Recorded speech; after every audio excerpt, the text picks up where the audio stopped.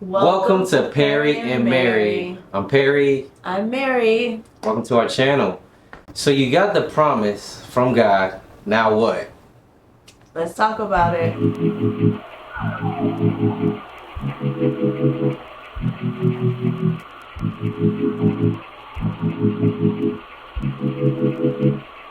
So just like architects, they draft up a blueprint showing you what this finished product will look like. They even go as far as making a 3D mock draft, just showing you what the overall layout will be, and they'll put coming soon.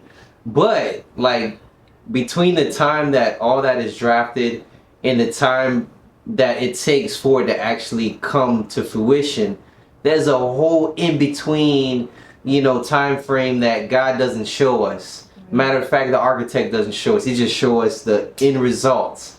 But it's very important that while you're waiting on the promises of God for your life, that you are actively listening to God, because He didn't stop speaking. No. I mean, He showed you the promise, He showed you the results, but we run with the end results in hand, right, without finding out what is the process. Yeah, if you think about Abraham, God gave him the instructions to go to the mountain or to sacrifice his son. That's a good But He didn't tell him, where exactly to make the sacrifice. He just said go. And so Abraham had to rely on his faith, the instruction of God. He literally had to go without knowing where exactly he was going to go. And so sometimes, a lot of times, actually, the promise looks like that. You get this prophecy, prophesy, I receive. You're excited, you get the prophecy, then you go home and it's like, what happened?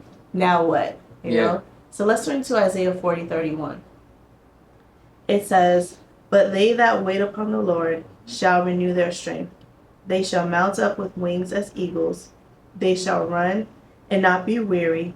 They shall walk and not faint." In this verse, to me, what stuck out was the fact that they that wait upon the Lord shall renew their strength. Why do I need strength when I'm waiting? I need strength because the wait is a journey. It's a process. I'm going to need strength because I will become weary. I will become tired. I will become faint. And so in that waiting, I have to have an action. And that action, the action is waiting. It's not waiting, sitting with my arms folded. Inactive. Waiting is an action. It's a process. Definitely. I mean, when you go to the restaurant, you got waiters waiting on you there.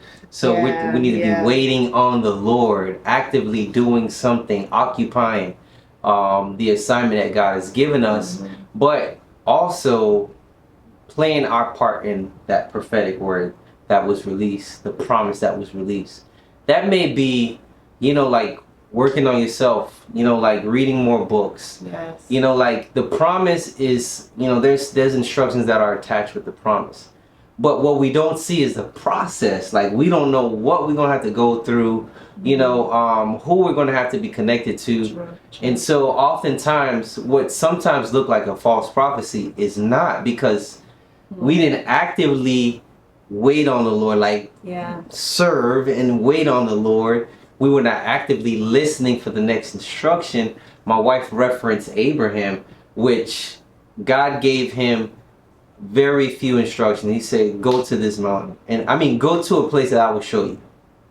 So my guy's like, okay, like, what place? I don't even have to sacrifice. So as he went and he was actively listening to God, God continued to reveal more to him. So now revelation was hitting, like, oh, okay. All right. So when he arrived to the location, he saw the mountain that God had told him to go to. And everything that he needed was there waiting for him. Only because he chose to walk by faith and not by sight. And he had to be in the right place. He had to be in the right place. To get the provision. For the promise. So it's important. It's important. Like, this is the now what? Like, okay, I'm going to wait on the Lord. I'm going to be actively listening to him for what he would say next. Because we get up and run. Like, after he give us the prophetic word, the promise, Like, okay, it gets crazy after that. But nonetheless, it will run and it will not faint. It will come to pass. Think about the 10 virgins. 10 5 are virgins. wise and 5 are foolish. Yeah. What made the wise ones wise? Well, I mean, they were preparing for the wait. Yeah. They were prepared during the wait. Yeah. You know, so like you said, while we're waiting, read the books, you know, watch the YouTube channels, podcasts, do what you need to do. It's 2023. Like, you don't need friends. Like, you don't need like a physical circle. We don't always have to, like, before we would have to go to like networking events and things like that to meet people or to pay for these classes and workshops. There's so much free information. There's so much knowledge on the internet that you have access to help you prepare for the promise and also to be active while you're waiting. Exactly. So there you have it. If you're wondering what happens next, you got to work on yourself. You got to play your part in the word that was released, the promise that was shown to you. And there's plenty of examples. I'll use myself as an example. 2004 was the first time I received the prophetic word. I encountered the prophetic. I didn't know what the prophetic was. And I was, given a prophetic word that I would be a businessman. And at the time, me and my dad was, things were a little shaky.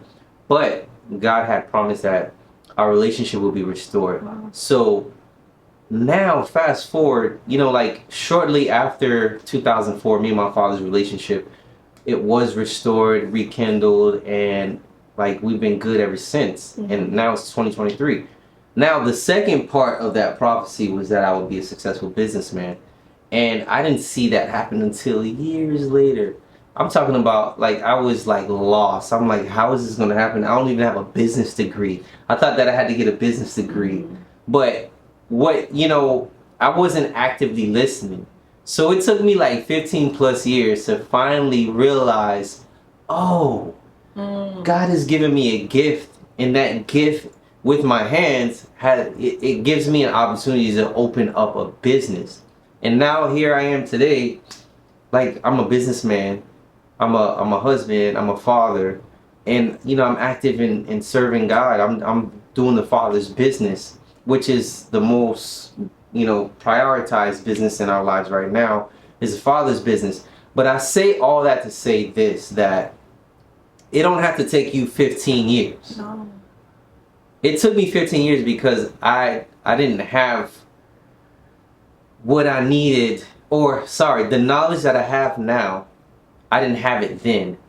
And that's why we're here today encouraging you that between the time that you get the word and the destination or the appointed time for it to come to pass, it all depends on you actively listening to God. Right. That's in the way.